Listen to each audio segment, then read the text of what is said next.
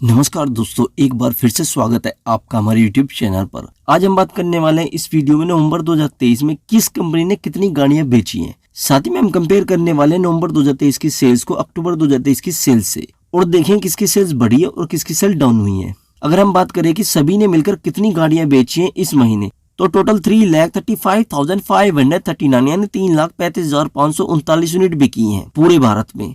जबकि पिछले महीने अक्टूबर 2023 में 3,91,650 यूनिट बिकी थी। इस महीने 56,146 यूनिट कम बिकी है।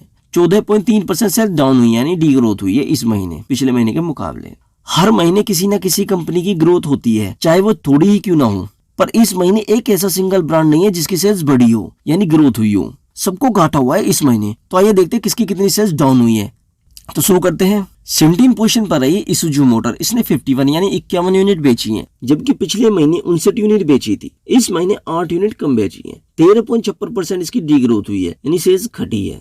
16 पोजीशन पर आई है BYD, इसने 122 यानी 122 यूनिट बेची है, जबकि पिछले महीने 128 यूनिट बेची थी। इस महीने 6 यूनिट कम बेची है। 4.69% इसकी डी ग्रोथ हुई है यानी सेल्स घटी है। 15 पोजीशन पर है जीप, इसने 317 यानी 317 यूनिट बेची हैं, जबकि पिछले महीने 507 यूनिट बेची थी। इस महीने 190 यूनिट कम बेची हैं। 37.5% इसकी डी ग्रोथ हुई है। 0.1% इसका मार्केट शेयर है। सबसे ज्यादा जो डी ग्रोथ है वो इसी की हुई है अगर परसेंटेज वाइज देखे तो। जीप की किसी टाइम में 2000 के आसपास सेल्स होती थी, लेकिन अब केवल 317 यूनिट बिकी है इस महीने। तो आप देख सकते हैं कितनी ज्यादा इसकी डी ग्रोथ हुई है और कितनी कम सेल्स हो गई है इसकी। और अभी भी इनका अपने प्रोडक्ट पे कोई ध्यान नहीं है, न ही कोई फेसलिफ्ट इन्होंने दिया है अभी तक अपने किसी प्रोडक्ट का। जीप कंपास का ही कोई एक अच्छा सा फेसलिफ्ट निकाल देते, उसके बारे में तो पता ही नहीं है कब उसका फेसलिफ्ट लॉन्च करेंगे। तो अभी इनकी कोई प्लानिंग नहीं चली है भारत के अंदर। इनके इरादे भारत के अंदर टिकने के तो लग नहीं रहे। और आगे देखते हैं, हो सकता है आउट हो जाए यहाँ से, यानी यहाँ से छोड़कर ये भारत चली जाए। 14 पोजीशन पर है ये फोर्स मोटर, इसने 498 यानी 498 यूनिट बेची है, जबकि पिछले महीने 645 यूनिट बेची थी। इस महीने 147 यूनिट कम बेची है। 22.79% इसकी डी ग्रोथ हुई है। 0.2% इसका मार्केट शेयर है। 13 पोजीशन पर आई है सिट्रन, इसने 537 यानी 537 यूनिट बेची है, जबकि पिछले महीने 630 यूनिट बेची थी। इस महीने 93 यूनिट कम बेची है। 14.8% इसकी डी ग्रोथ हुई है। 0.2% इसका मार्केट शेयर है। सिट्रन के पास आज के बारे में 3 प्रोडक्ट हैं और उसके बावजूद भी इतनी कम सेल्स हो रही है। पता नहीं किस लॉजिक से अपनी प्रोडक्ट को लॉन्च किया है और क्या सोच के किया है। एक स्विफ्ट के टक्कर के आप एक प्रोडक्ट लॉन्च कर रहे हैं और उसमें अल्टो जैसे फीचर्स दे रहे हैं, तो क्या ये मार्केट में चल पाएगी? ये तो कम से कम सोच लेते। इसी वजह से इसकी इतनी कम सेल्स हो रही है। 12th पोजीशन पर है रेनो, इसने 2452 यानी 2452 यूनिट बेची है, जबकि पिछले महीने 3861 यूनिट बेची थी। इस महीने 1409 यूनिट कम बेची है। 36.5% इसकी डी ग्रोथ हुई है। 0.7% इसका मार्केट शेयर है। इसकी भी काफी ज्यादा डी ग्रोथ हुई है। रेनो के पास अच्छे प्रोडक्ट हैं, क्विड है, ट्राइबर है और आपकी काइगर है, तीनों काफी अच्छी गाड़ी है। उसके बाद भी इनकी सेल्स इतनी कम हो रही है, क्योंकि ना ही ड्राइवर में काफी समय से कोई अपडेट आई है, ना ही कोई फेसलिफ्ट है, और इसी तरह से क्विड में भी। खैर क्विड तो एक एंट्री लेवल हैचबैक होगी, लेकिन ड्राइवर है इनके पास और कोई नई प्रोडक्ट ये लॉन्च भी नहीं कर रहे हैं। अभी हाल फिलहाल में तो नहीं कर रहे हैं। कब जाके ये लॉन्च करेंगे और कब ये इनके प्रोडक्ट आएंगे और कब इनकी सेल्स बढ़ेगी। और इनकी पोजीशन दिन पर दिन सेल्स इनकी घटती जा रही है। और आज ये 12th पोजीशन पर है, कहा ये 7th या 8th पोजीशन पर रहती थी, और सेल्स भी इतनी कम है कि बस पूछो मत ना। तो मुझे तो नहीं लग रहे इनके कोई इरादे हैं भारत के अंदर टिकने के इनके भी। और ये कह तो रहे हैं कि भाई हम 2024 में अपनी एक डस्टर लॉन्च करेंगे, लेकिन यार 2024 में तो काफी लंबा समय है, 1 साल का समय है, और वो भी एंड में कह रहे हैं 2024 के। तो कम से कम 1 साल बाद ये लॉन्च करेंगे, इतने तो इनका बंटा धार हो लेगा। चलिए आगे बढ़ते हैं। 11th पोजीशन पर है ये निसान, इसने 2454 यानी 2454 यूनिट बेची है, जबकि पिछले महीने 2573 यूनिट बेची थी। इस महीने 119 यूनिट कम बेची है। 4.6% इसकी डी ग्रोथ हुई है। 0.7% इसका मार्केट शेयर है। निसान वालों के पास सिंगल एक प्रोडक्ट है, निसान मैग्नाइट, उसकी 2454 यूनिट बिकी है, जबकि रेनो के पास 3 प्रोडक्ट होने के बाद उसकी सेल इससे कम है, इसके एक प्रोडक्ट से भी कम है। तो इससे बढ़िया निसान ही है, जिसकी कम से कम एक प्रोडक्ट से इतनी अच्छी सेल्स हो रही है। हालांकि इसकी भी डी ग्रोथ हो रही है और सेल्स घट रही है, लेकिन रेनो से तो काफी अच्छी हो रही है। और ऊपर वाले ही मालिक है इनका, तो इनका पता नहीं क्या होगा। ये टिकना चाह रही है नहीं चाह रही, कुछ पता ही नहीं है इनका, तब पता नहीं है। रेनो ने कम से कम ये तो कह दिया कि हम डस्टर लॉन्च करेंगे 2024 के एंड में। निसान वालों को तो पता ही नहीं है, एक प्रोडक्ट पे जिंदा है बस, भगवान मालिक है। चलिए आगे बढ़ते हैं। 10th पोजीशन पर आई है वॉक्सवैगन, इसने 3095 यानी 3095 यूनिट बेची है, जबकि पिछले महीने 4089 यूनिट बेची थी। इस महीने 954 यूनिट कम बेची है। 24.3% इसकी डी ग्रोथ हुई है। 0.9% इसका मार्केट शेयर है। वॉक्सवैगन वाले कम से कम कुछ प्रोडक्ट तो लॉन्च कर रहे हैं अपने टाइम टू टाइम, भले ही सेल्स कम हो रही है लेकिन दिन पे दिन प्रयास तो कर रहे हैं। 9 पोजीशन पर है स्कोडा, इसने 3783 यानी 3783 यूनिट बेची है, जबकि पिछले महीने 4566 यूनिट बेची थी। इस महीने 783 यूनिट कम बेची है। 17.1% इसकी डी ग्रोथ हुई है, 1.1% इसका मार्केट शेयर है। स्कोडा वाले भी अपनी सेल्स को इंप्रूव करते करते और प्रोडक्ट को लॉन्च करते करते 9th पोजीशन पर आ गए हैं। कभी ये 12th या 13th पोजीशन पर रहते थे और आज 9th पोजीशन पर टॉप 10 की लिस्ट में है।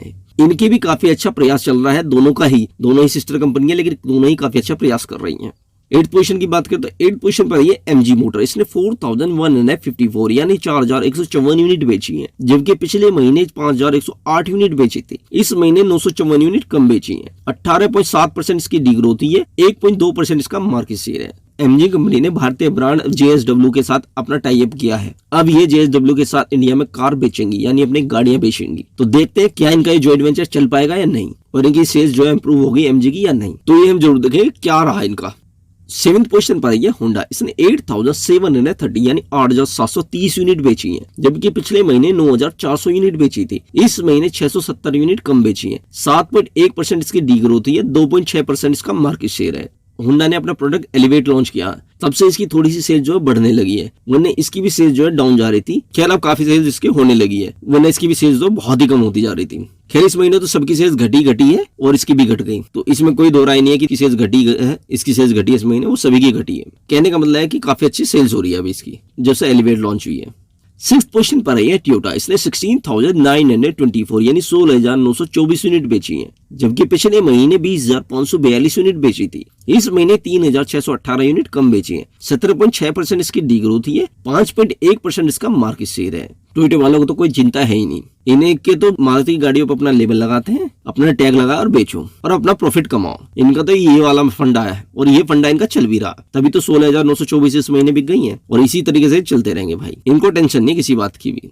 5th पोजीशन पर है ये किया, इसने 22,762 यानी 22,762 यूनिट बेची है, जबकि पिछले महीने 24,351 यूनिट बेची थी। इस महीने 1,589 यूनिट कम बेची है। 6.5% इसकी डी ग्रोथ हुई है, 6.8% इसका मार्केट शेयर है। किसी टाइम में एक प्रोडक्ट की इसकी सेल्स होती थी इतनी, यानी कि सेल्टोस बिक जाती थी। अब जितने प्रोडक्ट है सबकी मिलाकर 22,000 यूनिट बिकी है, तो काफी ज्यादा इसकी भी सेल्स जो है कम होने लगी है। जब ये लॉन्च हुई थी ना तब इसने हाहाकार मचा दिया था और अब देखो, खैर अब काफी समय से यही सेल्स चल रही है, इसी सेल्स के साथ ये अपना सर्वाइव कर रही है। 4th पोजीशन पर है महिंद्रा, इसने 39,981 यानी 39,981 यूनिट बेची है, जबकि पिछले महीने 43,708 यूनिट बेची थी। इस महीने 3,727 यूनिट कम बेची है। 8.5% इसकी डी ग्रोथ हुई है, 11.9% इसका मार्केट शेयर है। भाई कंपनी अगर कुछ कर रही है ना तो महिंद्रा कर रही है, इससे तगड़ा परफॉर्म कोई नहीं कर रही है भाई साहब। टाटा के बराबर सेल्स आ गई है इसकी और 11.9% इसका मार्केट शेयर हो गया है। कहाँ इसका 4-5% शेयर रहता था, 2 डिजिट में इसका शेयर आ गया मार्केट शेयर। भाई साहब परफॉर्म तो ये कर रही है, इससे बेहतर ना कर रही। और ये अपनी थोड़ी सी गाड़ियों की डिलीवरी और शुरू कर देना तो ये भैया टाटा को पछाड़ देगी और हो सकता है 1 आध महीने में कर भी देगा काम, इससे तो उम्मीद है मुझे पूरी। और ये अपना 3rd पोजीशन जरूर हासिल करेगी का 110% करेगी। 3rd पोजीशन पर है टाटा मोटर, इसने 46,070 यानी 46,070 यूनिट बेची है, जबकि पिछले महीने 48,343 यूनिट बेची थी। इस महीने 2,273 यूनिट कम बेची है। 4.7% इसकी डी ग्रोथ हुई है, 13.8% इसका मार्केट शेयर है। 2nd पोजीशन पर आई है हुंडई, इसने 49,451 यानी 49,451 यूनिट बेची है, जबकि पिछले महीने 55,128 यूनिट बेची थी। इस महीने 5,677 यूनिट कम बेची है। 10.3% इसकी डी ग्रोथ हुई है, 14.8% इसका मार्केट शेयर है। 1st पोजीशन पर है मारुति सुजुकी, इसने 1,34,158 यानी 1,34,158 यूनिट बेची है, जबकि पिछले महीने 1,68,047 यूनिट बेची थी। इस महीने 33,889 यूनिट कम बेची है। 20.2% इसकी डी ग्रोथ हुई है, 40.1% इसका मार्केट शेयर है। सबसे ज्यादा जो डी ग्रोथ है अगर यूनिट वाइज देखें तो इसी की हुई है मारुति सुजुकी की। इसका मार्केट शेयर कभी 55% के आसपास रहा करता था, लेकिन अब सीधा घटकर ये 40% रह गया। 12 से 15% इसका मार्केट शेयर घट चुका है, तो 40% रह गया केवल। महिंद्रा जैसी कंपनी अगर थोड़ा सा और जोर लगाए और थोड़ा सा और बढ़िया करे तो इसका मार्केट शेयर और कम हो सकता है। आपने देखा होगा एक ऐसा सिंगल ब्रांड नहीं है जिसकी ग्रोथ हुई है इस महीने, सबकी डी ग्रोथ हुई है, सबको घटा हुआ है। और ये क्यों हुआ है ये तो आप बेखुद ही जानते हैं। तो दोस्तों इस वीडियो में तो बस इतना ही। अगर ये वीडियो को पसंद आई तो लाइक से जरूर करें और आपसे रिक्वेस्ट है कि हमारे चैनल को सब्सक्राइब कर लीजिएगा, साथ ही बेल आइकन बटन को ऑन करना ना भूले। धन्यवाद दोस्तों। भारत माता की जय। जय हिंद, जय भारत।